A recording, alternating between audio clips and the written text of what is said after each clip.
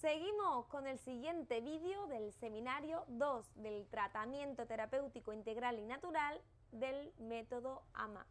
Seguimos con la fase 0. Ya hemos visto cuál es el vídeo de autodiagnóstico, donde hemos visto todas esas variantes del intestino irritable.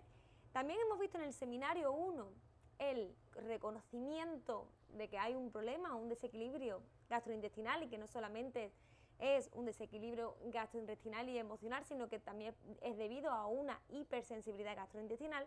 Y además también os he dejado unas pautas de alimentación. Son las bases principales que tenemos que tener en cuenta a la hora de llevar una buena rutina alimentaria, sobre todo si tienes y padeces de intestino irritable, ¿vale? Bueno, ahora vamos con el seminario 2. En este seminario vamos a hablar de el entendimiento del intestino irritable más las segundas pautas de alimentación. Así que nada, quiero que os quedéis en vuestro cerebro, que se os quede marcado, muy marcado, que el colon irritable, o lo que es lo mismo el síndrome de intestino irritable, es una hipersensibilidad gastrointestinal, que no es una enfermedad crónica ni mucho menos. Solamente vamos a definirlo como un don en el que tu cuerpo te envía señales y en el cual tienes que saber identificarlas, tienes que saber identificar esas señales y por qué, ¿no? Entonces, cuando tenemos un colon irritable o unos intestinos irritables, lo que está diciendo nuestro organismo es que hay sustancias tóxicas dentro de nuestro organismo que nos están afectando, bien nutricional, física o emocional, ¿vale? Os repito, son esos tres estresores que cuando entran en nuestro cuerpo lo identifica como unas señales y por eso somatizamos con este tipo de síntomas como es el síndrome de intestino irritable. ¿Y qué ocasiona? Pues un desequilibrio en todo nuestro aparato digestivo. Y ahí a su vez pues vienen todas esas variantes, ¿no? Por ejemplo, un sobrecrecimiento bacteriano en el intestino delgado, lo que se le conoce como el SIBO, candidiasis intestinal, vaginal, bucal, en la piel, en todos los sentidos también la candidiasis, una gastritis, una Helicobacter pylori, una infección por Helicobacter pylori. También está muy relacionada con la enfermedad inflamatoria intestinal, como en la colitis, el Crohn o una celiaquía, pero que en este caso lo vamos a separar, ¿vale? Vamos a hablar solamente de un intestino irritable, que no es una enfermedad inflamatoria intestinal tan grave como la colitis, la celiaquía o el Crohn, ¿vale? Simplemente es una microinflamación intestinal que no se ve ni siquiera a través de colonoscopia. Es por eso que cada vez que nos hacemos análisis y estudios clínicos nos dicen que no tenemos nada, ¿vale? Entonces, ¿qué tenemos que entender? ¿Qué tenemos que entender del intestino irritable? Pues lo que os he comentado antes, no solamente que es una hipersensibilidad, que tenemos una hipersensibilidad gastrointestinal, sino que además, ¿de dónde viene esa hipersensibilidad gastrointestinal? Eso viene cuando nuestro cuerpo detecta tóxicos que están entrando en nuestro organismo o que están dentro ya a nivel nutricional, físico y emocional. Entonces, ¿qué tenemos que entender? Tenemos que entender que nuestro cuerpo somatiza igual que cualquier tipo de organismo cuando entra en estrés. Solo que nosotros, por nuestra predisposición genética, vamos a somatizar en formato de síntomas del aparato digestivo, ¿vale? Así que eso es lo que tenemos que tener en cuenta, que cada vez que nuestro cuerpo nos envíe señales, va a somatizar, vamos a tener síntomas gastrointestinales, porque es nuestra predisposición genética. A otras personas les vendrán en formatos pues, de cáncer, diabetes, hipertensión, incluso un infarto, dependiendo qué tipo de predisposición genética tenga esa persona, su cuerpo le enviará señales de distintas formas. Pero recordar siempre que una persona que está libre de síntomas no significa que esté ausente de una enfermedad, ¿vale? Así que tenemos que entender esto porque es muy importante entender que el cuerpo se puede llegar a nuestro organismo, teniendo un intestino irritable, se puede llegar a un equilibrio, ¿vale? No es como nos dicen siempre cuando vamos a consulta, que ya tenemos que vivir con ello de por vida, que es crónico y que no hay solución. Eso no es cierto, ¿vale? Así que lo vuelvo a repetir. Tenemos que reconocer que tenemos una hipersensibilidad gastrointestinal, que no es una enfermedad crónica, que tenemos que entender que esa hipersensibilidad es como un detonante, ¿no?, que se activa cuando entra en nuestro organismo tipos de estrés como a nivel nutricional, físico, emocional, ¿vale? Ya estamos quitando los estresores nutricionales como son los 5 venenos blancos, el gluten, lácteos de vaca también. Y seguimos con las siguientes pautas y en el siguiente seminario y en el último hablaremos de esos dos tipos de estrés más que nos quedan, que es a nivel físico y a nivel emocional. Así que en estos seminarios estamos trabajando ya esos 3 tipos de estrés que tanto alteran a nuestro sistema debido a que tenemos una predisposición genética con unos síntomas gastrointestinales, ¿vale? Que a su vez, si no lo trabajamos, la consecuencia ¿cuál es? De que tengamos problemas también a nivel anímico, ¿vale? ¿Por qué? Porque nuestro cuerpo está alineado en el eje intestino-cerebro, esa conexión entre nuestro cerebro y nuestro aparato digestivo, que lo hablaremos en el siguiente seminario, incluso os daré unas técnicas para que podamos trabajarlo, ¿vale? Pero bueno, vamos allá con las segundas pautas de alimentación en este segundo seminario, que es de la fase 0 del método AMA grupal. En el caso de que quieras completar el tratamiento completo, porque hay mucho detrás, mucho más de lo que se piensa detrás de un intestino irritable. Aquí al ladito encontrarás, al lado de este vídeo tendrás un botoncito donde te lleva a la página del método AMA grupal completo, donde no tenemos solamente la fase 0, sino también la fase 1, 2, 3 y 4. Ahí vas a ver completamente todo el programa, en qué consiste todo el programa y esas 4 fases en las que la he dividido, pues bueno, después de mucho trabajo y viendo de forma minuciosa cómo meterlo y trabajarlo y cómo realmente es mucho más efectivo y como lo he visto en estos últimos años, no solamente en mí, también en mis pacientes, ¿vale? Así que es un método testeado. Llevo mucho tiempo trabajando en ello, le he invertido muchas horas, incluso también mucho dinero en formación, así que nada, en el caso de que te decidas, ahí lo tenéis, ¿vale? Pero bueno, vamos allá con esas segundas pautas. ¿Estáis preparados y preparadas? Apuntamos. En la segunda pauta vamos a trabajar la dieta disociada. ¿Qué es la dieta disociada? ¿Qué es esto tanto que se habla de las combinaciones de los alimentos? Que ya sabéis que os hablo en casi todos los vídeos de la alimentación consciente. Hay que disociar la comida. ¿Por qué? Bueno, tengo un taller que estará dentro también del método AMA grupal.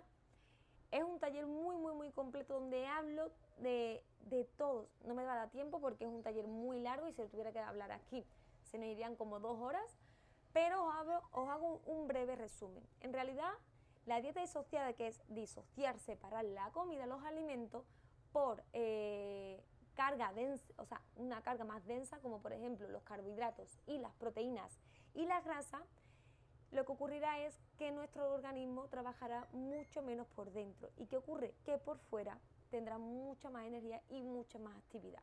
¿Por qué? Si nosotros agotamos continuamente a nuestro organismo, lo que ocurre es que por fuera no tendremos esa energía, no tendremos esa fuerza, porque estaremos usando esa energía para hacer nuestra digestión. Pero si nuestras digestiones son muy livianas y son muy ligeras, ¿qué ocurre? Que nuestro cuerpo va a tener más energía para otras funciones del día a día. Entonces, la dieta disociada se basa en evitar acotar al organismo y que trabaje lo mínimo posible para que digiera lo mejor posible. Entonces, tenéis que quedar con los conceptos más básicos, ¿vale? Hay mucho por detrás de una buena combinación de los alimentos, pero quiero que os quedéis con los más básicos. Primero que entendáis que se disocia la comida, se separa o se combina bien los alimentos. ¿Por qué? Porque los alimentos, por ejemplo, las grasas, las proteínas y los carbohidratos, esto lo explico muy bien en el taller de combinación de alimentos y también lo vais a tener completo porque es solamente una pequeña parte de lo que es la alimentación consciente, o sea, una pequeñita parte. Ahí lo que ocurre es que las enzimas digestivas, ¿vale? Cada molécula de grasa, proteína o carbohidrato necesitan un tiempo de digestión, un pH pH, el jugo gástrico con un pH distinto y unas enzimas digestivas distintas. Lo repito, la comida se disocia por esa carga o esa densidad, ¿no?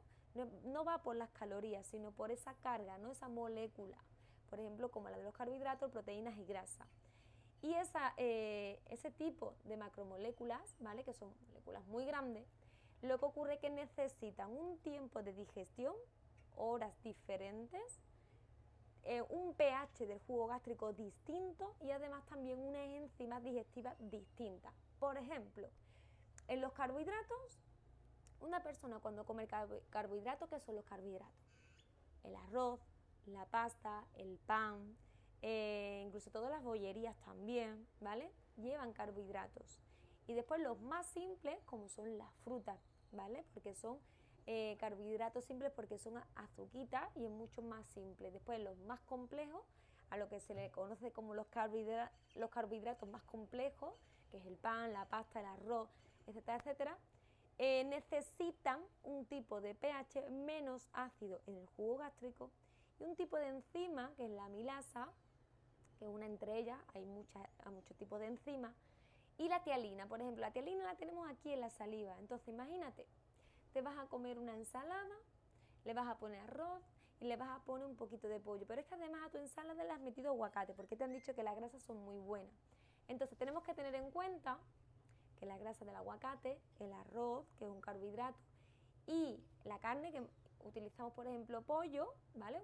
El típico arroz con pollo, que es de proteína. ¿Qué ocurre? Que la carne, la proteína necesita un pH del jugo gástrico que tenemos en el estómago mucho más ácido. Necesitamos un tipo de enzimas digestivas que son como unas tijeritas. Después el arroz, que es un carbohidrato, necesita otro tipo distinto de pH del jugo gástrico, otro tipo de tijeritas, que son las enzimas.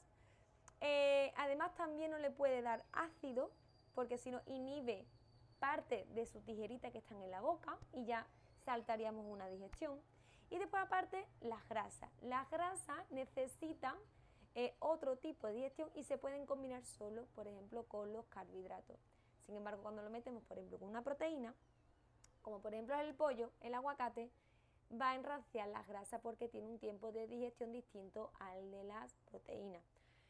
¿De dónde me he sacado esto? Bueno, esto se trabajó en el higienismo, ¿vale?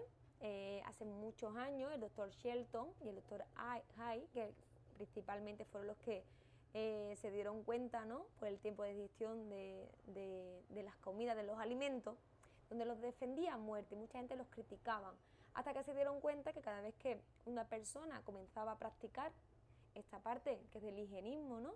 El higienismo es pues, estilos de vida para mantener nuestra higiene, no solo por fuera, sino también por dentro. ¿Y qué ocurre? Que el doctor Shelton, durante muchos años, ayudaba a otras personas a sanar muchos problemas de muchos tipos de enfermedades, no solamente gastrointestinales, muchas enfermedades a través de una buena combinación de los alimentos.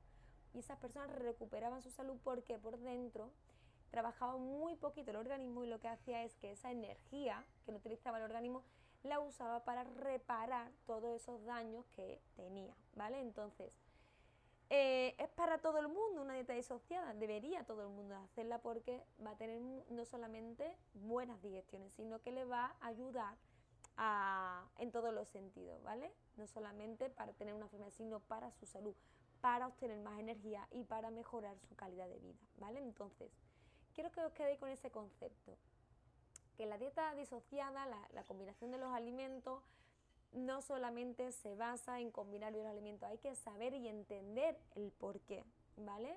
Esto lo explicaré, como os he dicho, dentro del método AMA grupal, mucho más extendido, con imágenes para que lo entendáis muy bien, pero quedaros con estas bases por aquí porque tengo muy poquito tiempo y no me quiero enrollar mucho. Entonces, tipos de enzimas, el tiempo del jugo gástrico, perdón, el tiempo de digestión y el pH del jugo gástrico, ¿vale? Todo eso es lo que interfiere.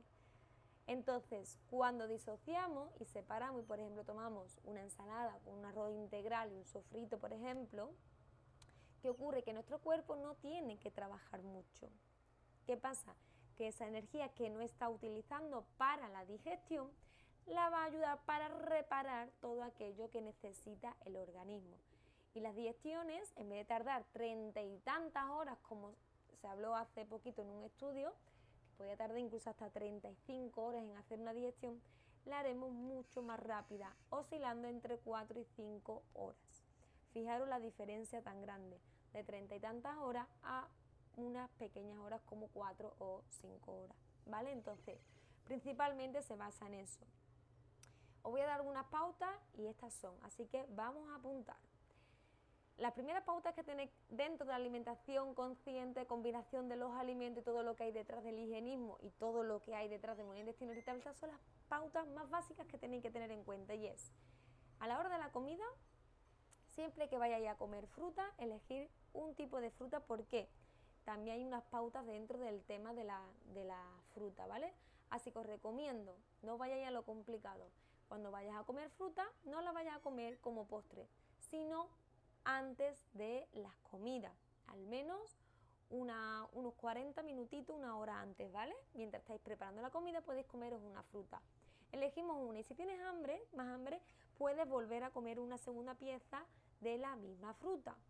Podéis combinarla con yogur natural de cabra, o sea, que quiere decir que podéis comer vuestra fruta por la mañana con un yogur natural de cabra o de oveja. Después, a la hora de tus comidas, podéis comer tanto proteína como carbohidrato, pero siempre que vayáis a comerlo, disociarlo, separarlo. Si vas a comer un pescado, un pollo, una carne, lo que vayáis a comer, puedes combinarlo con una buena ensalada o con un salteado de verduras. Igualmente, si vais a comer algún tipo de pasta, arroz o patata, o esos tubérculos, ¿no? Como en la patata, la batata o la yuca, igualmente lo vamos a separar y, por ejemplo, podéis comer papas guisadas, pero no le vamos a añadir ni pescado ni carne, solamente esas papas guisadas con verdurita. Con una buena ensalada o un arroz caldoso con verdurita y una buena ensalada, o una quinoa o una pasta. Siempre vamos a meterle bien con ensalada y verduritas salteadas si os apetece también, ¿vale? Así que esa es las principales bases. Separamos la carne y el pescado y el huevo, vamos a elegir siempre uno. Tampoco se pueden combinar entre ellos, quiere decir, si yo como huevo, no puedo comer otro tipo de proteína como es la pechuga de pollo o el atún o todo lo que es el pescado, la carne y demás, ¿vale? Si voy a comer un tipo de carbohidratos como por ejemplo el arroz, tampoco lo puedo combinar, por ejemplo, como una legumbre o una patata. ¿Por qué? Porque carbohidrato con carbohidrato también necesitan una doble digestión. Así que os recomiendo que elijáis solamente un tipo de carbohidratos con verduritas bien salteadas, ensaladas, o una proteína bien salteada y ensalada, ¿vale? Quedaros con este concepto. Otra de las cositas es evitar al máximo la lechuga, porque la lechuga suele dar muchos gases. Podéis utilizar otro tipo de hojas, como por ejemplo canónigo, rúcula, brotes tiernos también podéis usar, podéis comer también espinacas en hojas, ¿vale? Y como postres podéis usar también el yogur. Si no lo habéis comido por la mañana, también podéis usar en el postre un yogur, pero en el caso de que vayáis a comer yogur natural, solo sin nada, no le podéis añadir ni miel, ni frutita, ni nada, ¿vale? Así que quedaros con estos conceptos. Las únicas frutas son 4 que se pueden comer como postre, y son la manzana, la pera, la piña y la papaya. Lo vuelvo a repetir, la manzana, la pera, la piña y la papaya. Estas 4 se pueden comer como postre porque contienen enzimas digestivas que nos van a ayudar. Si por ejemplo vas a comer carne o pescado, puedes comer como postre o en la merienda o incluso después de la cena la piña, porque contiene bromelina, que es una enzima que te va a ayudar a digerir las proteínas. O por ejemplo la papaya, en el caso de que vayas a comer carbohidratos. Imagínate que yo como un plato de arroz con una ensalada, y en el caso que me apetezca después una merienda o postre, podemos comer papaya, por ejemplo, con un poquito de yogur natural, ¿vale? Esa sería una buena combinación de los alimentos. ¿Por qué? Porque la papaya contiene papaína que te va a ayudar a digerir también los carbohidratos, ¿vale? Bueno, estos son los principales bases de la combinación de los alimentos.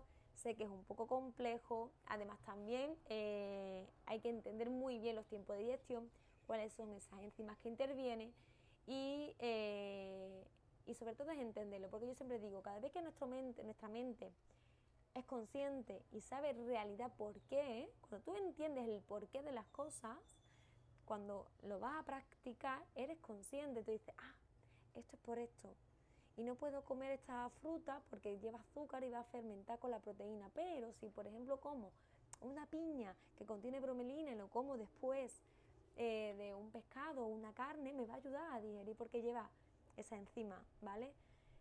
En realidad, si entendemos las bases de naturaleza, lo tenemos todo, sin necesidad de suplementarnos para obtener vitamina de forma externa como la suplementación. Así que el cuerpo tiene esa capacidad de crear todo aquello que necesita a través del alimento. Es más, una persona de la mejor forma que puede obtener todos los nutrientes, vitaminas, minerales y todo, es a través de la alimentación.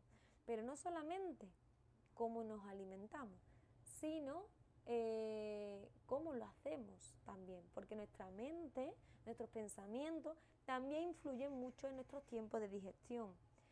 El jugo gástrico del estómago no puede elevarse si realmente no tienes pensamiento positivo. Así que aquí la mente juega también un papel muy importante, pero esto lo vamos a ver en los siguientes seminarios. En el caso de que quieras tratarte de forma más profunda, ya sabéis que al lado de este vídeo, si estás viendo este vídeo, vas a tener un botoncito por aquí abajo o por aquí abajo, donde te explico todos los pasos del método AMA, donde se trabaja cómo revertir, cómo limpiar los intestinos, cómo limpiar el hígado, porque el hígado es muy importante. El hígado, al final, el origen de todo viene del hígado. El otro día hubo una chica que me dijo, Tania, pero es que no tengo problemas del hígado. ¿Por qué viene una limpieza hepática en tu tratamiento? Y le dije, porque en realidad el hígado es un órgano súper grande que cumple muchas funciones. Y si esto no funciona bien, todo lo demás falla. Así que estas son las principales bases. Después llegar a limpieza intestinal, limpieza hepática, hasta llegar a limpiar el hígado. El hígado se limpia de forma natural, ¿vale? Pero mi recomendación, nunca hagas una limpieza hepática sin antes haber hecho todos estos pasos. ¿Por qué? Porque muchas veces se produce el cambio contrario, ¿vale? El resultado contrario. ¿Por qué? De todo lo que queremos en realidad obtener.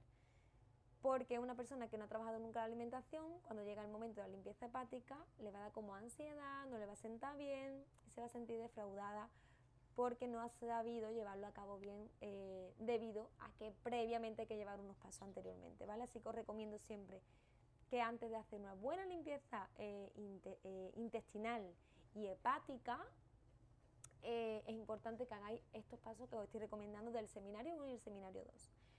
Y nada, en el siguiente seminario, que es el 3, vais a ver cómo se activa el nervio vago y la importancia del nervio vago para equilibrar ese eje intestino-cerebro, a lo que se le llama esa conexión entre mente y cuerpo.